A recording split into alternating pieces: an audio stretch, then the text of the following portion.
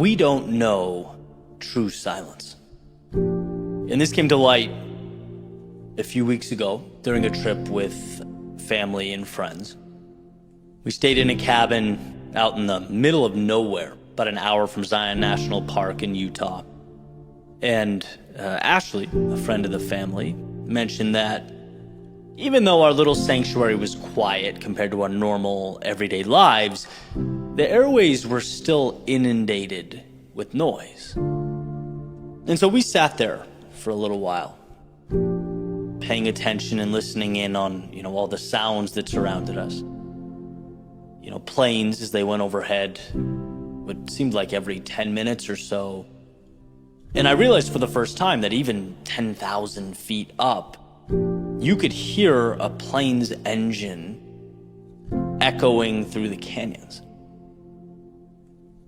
Cars from the 2-lane road out in the distance could be heard as if they were a few feet away. It was fascinating. Even while staying in a location as remote as ours, we weren't alone. We never experienced total silence.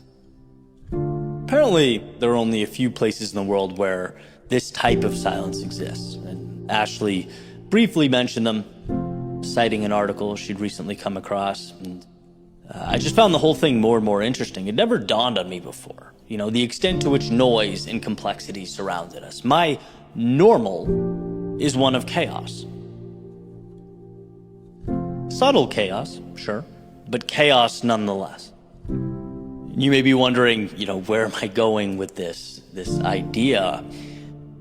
Well, I found value in the understanding that we consistently operate in such an extreme level of commotion, right? We've learned to navigate consistent noise penetrating our existence and our lives, but we haven't really learned how to separate ourselves from it. There is always buzzing, humming, and shaking as we go about our day-to-day. We're so intertwined with our surroundings that even when we seek solitude, we're unable to totally remove ourselves or pull ourselves from the noise. And to me, that weekend was just an incredible reminder of the importance, the significance of remembering to separate ourselves from the world from time to time. The value of truly being alone with our thoughts, shielding ourselves from the externalities. It's not that we have to exist in total silence and solitude, somewhere like northern Washington, which I believe is one of the locations from the article Ashley cited as one of our quietest locations. It's more so that we must realize the world around us is constantly seeking to inundate every thought with impressions and ideas and stories and other noise. The world around us is constantly seeking to influence. That's the $1 million point. Right? Even when we don't realize it, we are navigating ideas, engines, and electronics. There is always something placed between who we are and what's most important to us. And it's imperative that we recognize that. See, peace will never fall out of the sky and land at our doorsteps. It must be sought out. The curtains covering who we truly are must be pulled back. And without this concentrated effort, life, simply moves us down the stream of life. Well, we assume it was our own swimming that created the change. Control requires separation from the everyday. And so here's to making time to truly separate ourselves from what doesn't matter so that we can focus on what does. To identifying the noise so that we can, when necessary, remove ourselves from it. It is by knowing true silence that we truly know ourselves. And that's a relationship that is invaluable.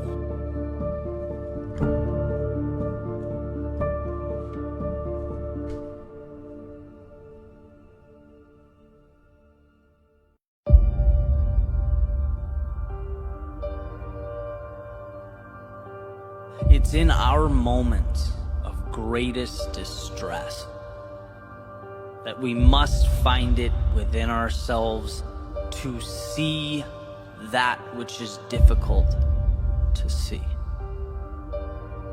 It's when things seem hopeless, tragic. It's when we feel lost that we forget a universal truth. Behind every struggle, no matter how big, there is a win, an answer, an opportunity for recreation. See, it's very easy in the midst of a storm to forget that it will pass. The dark skies block out the light, so we forget the warmth of the sun. And the wind and the rain, it forces us inside, so we forget the perfection that is simply breathing in the cool air. We forget that all storms have one thing in common. They come and they go. They are temporary. And what they leave is hope, answers, the clearest, brightest of skies. See, I'm not asking you to see something that's not there. I'm not asking you to imagine or live a life of make-believe. I'm reminding you of what you already know exists behind those clouds. Better days, your solution, your victory. I'm asking you to look to precedent. Because every day leading up to now has had its adversity. The road to the current moment was paved with trials and tribulations, and what you've done every day until now is figure it out. Find a way. How many times do you have to prove to yourself that you have what it takes, that you'll be okay, that within the depths of your soul are answers to any and every problem that you face? I know things aren't easy. Maybe they even seem bigger, scarier, more overwhelming than they ever have. But as adversity grows, so does your resilience. And I'm not sitting here giving you something new or an answer you didn't already possess. All I'm doing is reminding you how incredible you are, how much you've already overcome, and how capable you are of conquering whatever is next. Sometimes in life, the difference between okay and great, or stagnation and growth, it is only a change in perspective. It is how you look at the world and your place within it. That little voice in your head reminding you that you are capable of things beyond your current comprehension. That your perceived best is a fraction of what you're capable of. Reality is manageable. It's always manageable. It's the fear that if we let it, will be our demise. And life's too short to bow down to a monster that doesn't even really exist, that we created ourselves. So let's commit to being the ones who find calm when others panic, and see opportunity where others see hardship, and see what can be gained when others remain fixated on what has been lost. I love to simplify, to find clarity in that which appears overwhelming and complex. So here's a formula. U minus negative thoughts equals infinite possibility. You are capable of handling anything life throws at you. In terms of potential and resources and ability, you can overcome. The only thing that can make a situation debilitating or permanent is you deciding it so. Therefore, the obstacle will never be life. It will be your thoughts about life. Your thoughts determine how you react. That is reality. Is it a lost job? or an opportunity to begin again, to grow, to fall in love with something you've always wanted to do? Is it lost time, loneliness, tragic seclusion, or a chance to write chapter 1 of your book, scene 1 of your movie, lay the first brick of what will become your empire? I've been sad and I've been happy, and I've been broke and I've had money, and I've felt alone and I've felt loved. But through it all, every step, every trial, every tribulation, I've come out stronger, battle-hardened, cognizant of the fact that happiness was a choice. Money is reacquirable, that some people go, but the ones that matter stay a part of you forever. Life is a gift. It's a gift when things are hard. It is a gift when they are easy. It is always a gift. So don't let your losses define you. If you get back up, it is nothing short of a victory. Armor that you now wear as you make your way into the world. A world that can push you down, but it certainly can't keep you there. Not if you don't let it. For your mind, your body, your soul, made of the same elements that surround you, the same stars comprising the universe, they have equipped you to weather any storm, outlast any earthly dilemma, do anything and be anyone. Never forget that. Never forget who you are.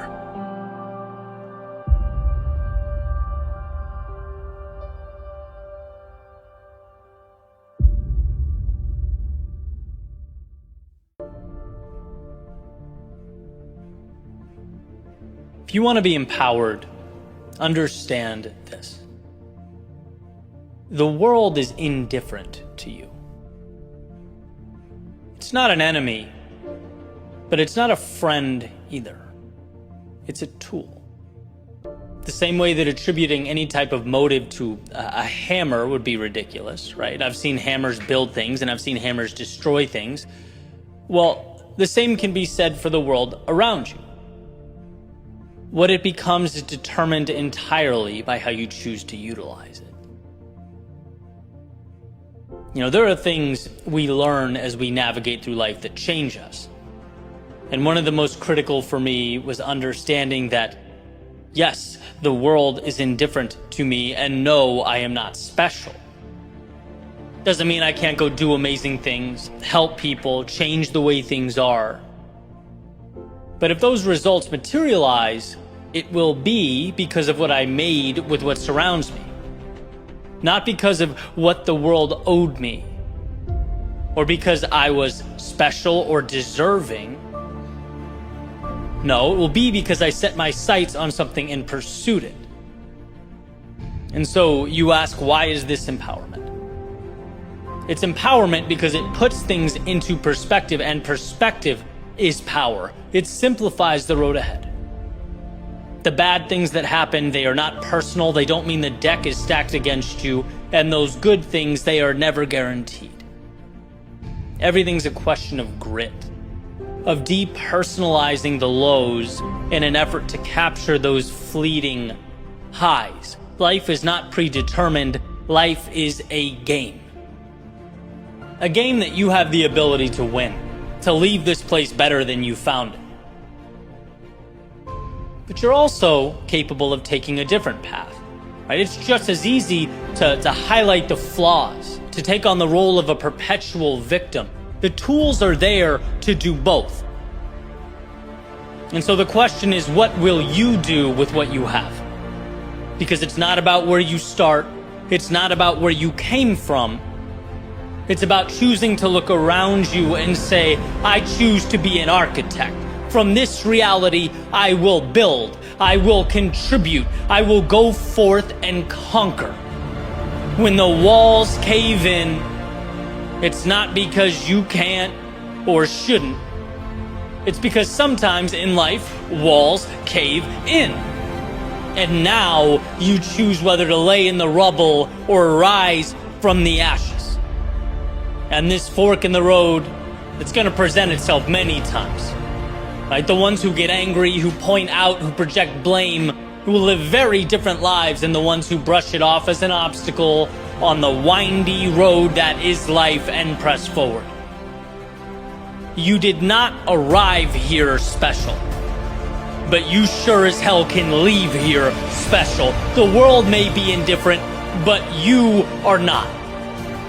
If you're passionate, if you move forward with conviction, you'll become friends with the trials and allies with the tribulations. You'll see that growth only stops, not when an angry world around you decides it's so, but when you do. When your feet stop moving and your heart longs for the horizon no more. But until then, it's all systems go. Until then, you build.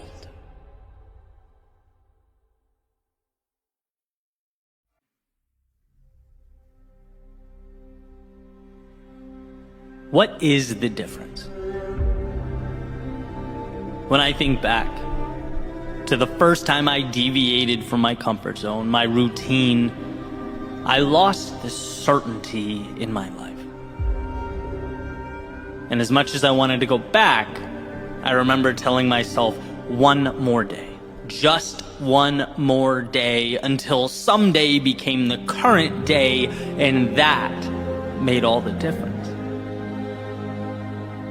Day one, starting my company, I remember turning the camera on and feeling so lost saying words into a microphone that I almost didn't press record. But I did. Until one day I realized not only was it bearable, it was my purpose.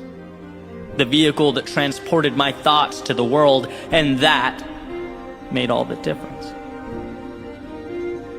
During the times when some of the projects I invested the most time and energy into flopped, I remember almost saying, this isn't for me.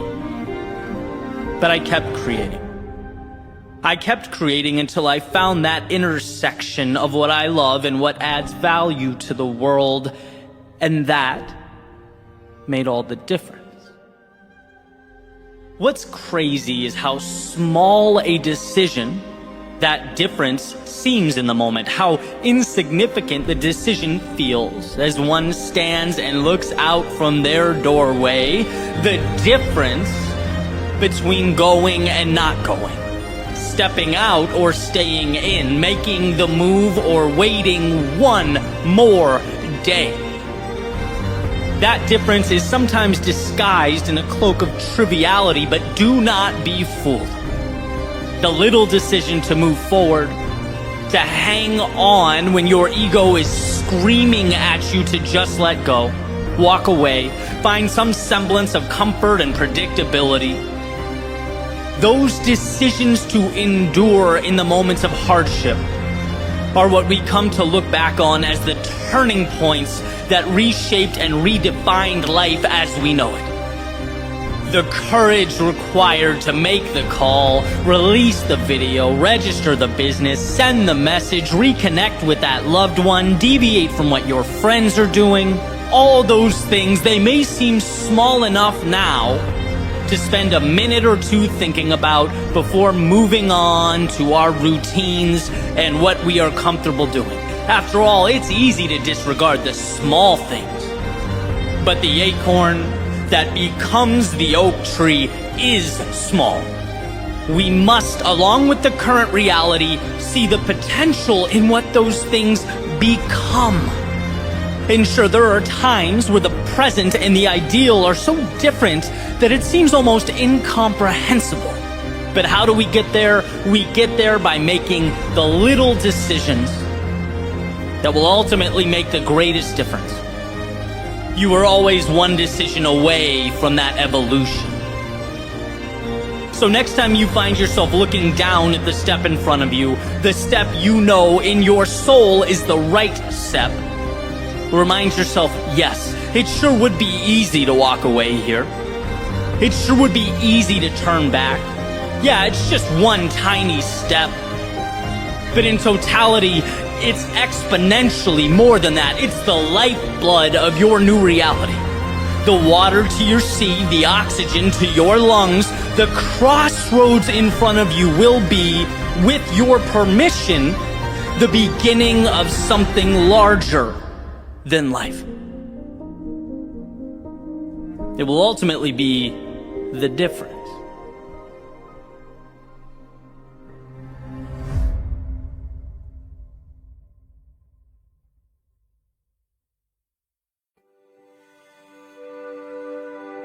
Every run tells a tale.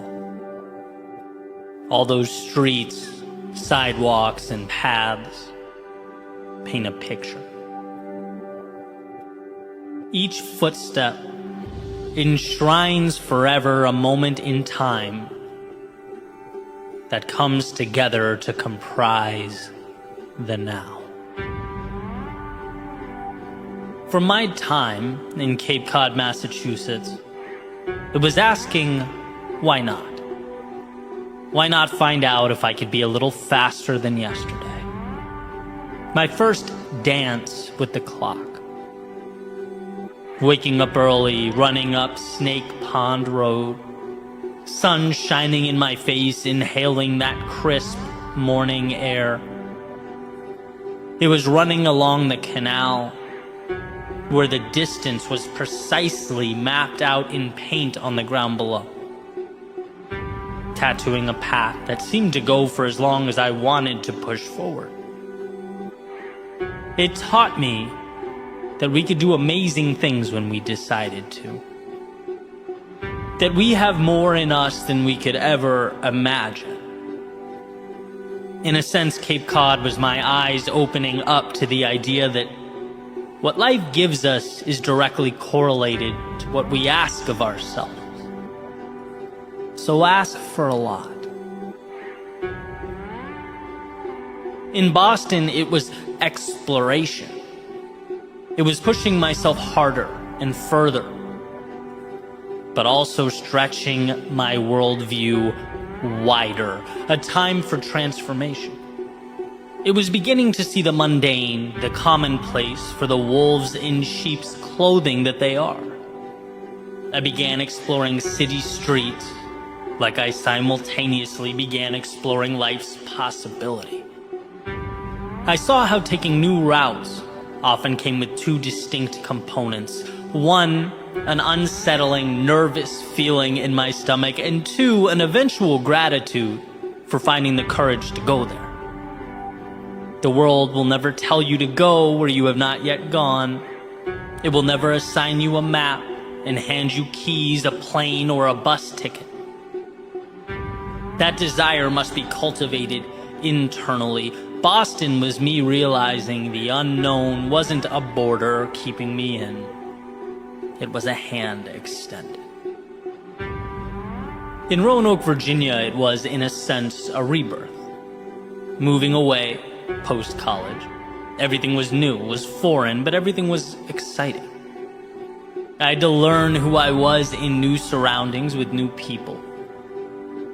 My Nike running shoes took me through woods, down side streets, into the heart of downtown. I ran and I ran and I ran. Because with all that change, it was one of the few constants in my life. It brought me to the realization that with so many moving pieces, so many things shuffling in and out, there are parts of me that are non-negotiable.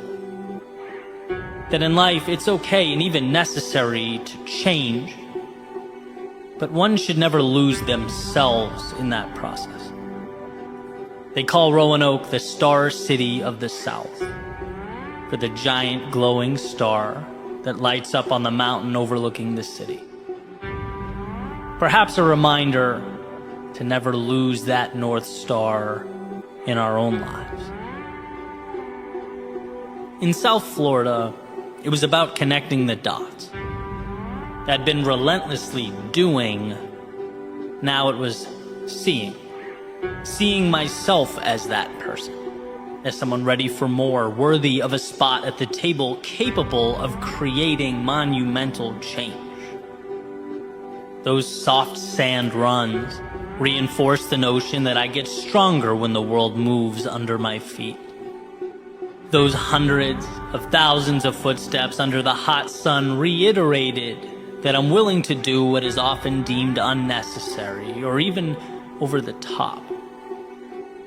And lastly, living in the luxury of no winter reminded me to appreciate the sun, the perks, the advantages, and the victories we collect along the way. But to never take them for granted, to be ready. Because life's winters don't always wait until after fall to show up at your doorstep. See, every step we take is a lesson. Every street, sidewalk, and path is part of a story. And sometimes we don't understand until we look back at the chapters. We don't get it until we have the luxury of hindsight. I didn't know that I'd look back on Snake Pond Road as sacred ground, as a launch pad to everything that would come next. No, in the moment, it was nothing more than a temporary escape from a world that felt bigger than me. I didn't know I'd see the city of Boston as the place that taught me to question the normalcy of everyday life. To show me that one could be moving awfully fast and still going nowhere at all. No, in the moment, it was merely a decision to dip my toe in the water, to entertain the curiosity and sense of adventure that always seemed a few feet ahead. I had no idea Roanoke, Virginia would be where I learned that, as Emerson said, to be yourself in a world constantly trying to make you something else is the greatest accomplishment. That there are non-negotiables. And shining down above all the noise and intricacies of everyday life exists the path and the resources to become who you were meant to be. No, in the moment I was simply stepping off my branch and landing somewhere new. I didn't know South Florida would be my consistent reminder to level up, to hold tightly that intersection of love and value, to find gratitude for what I have and maintain faith in bringing about what has not yet materialized. No, at the time, I was taking my life, my business, and my running shoes to warmer weather. You may not see it now, but your path, the one that led you to today, is the right path. You are exactly where you need to be for the beginning of your next adventure. But here's the thing. You must keep lacing up your shoes. Keep getting up in the morning and chasing those sunrises. Keep dreaming, growing. Keep your eyes, ears, and heart open. Because the world has so much to give you. But you have to allow your feet to carry you there. You have to give yourself permission to take it all in. The normalcy of right now, down the road, will end up being anything but normal. These steps are the steps that make you who you are, so own them. Believe in them, and most importantly, keep taking them.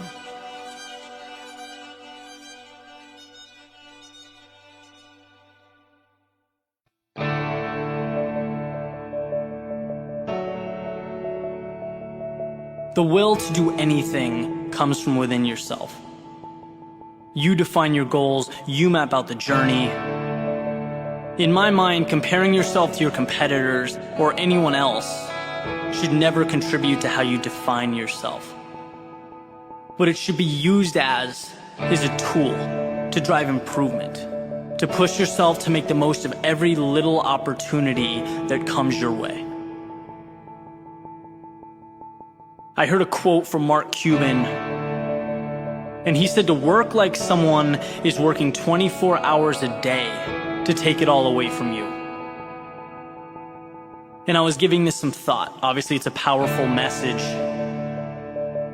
And I started to apply it to my own situation. And the first thing that came to mind was running. It's something I do every day. Right? A lot of the most important decisions I've made and ideas I've come up with have occurred while running. So I started to think about when I'm at my best, right? When I'm working out and truly pushing myself.